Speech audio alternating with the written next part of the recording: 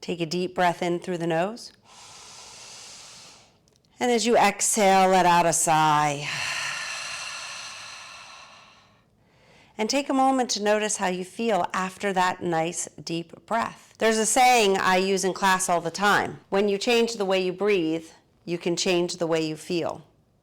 This is a powerful statement because when we understand the relationship between our breath and what's happening within us, we can use the breath as a tool to feel better, to change how we feel.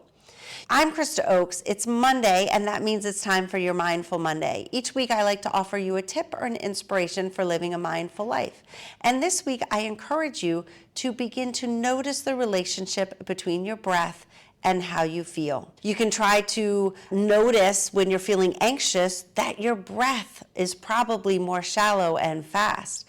And by slowing down your breath, you can reduce your own anxiety. A wonderful tool to use with the breath is to keep energy in the body. When you take a deep breath in through the nose and then exhale through the nose, this actually keeps the energy in the body. This is a great tool to use when you're driving late at night and feeling sleepy. What's important is discover the relationship between your breath and your body. Practice this week.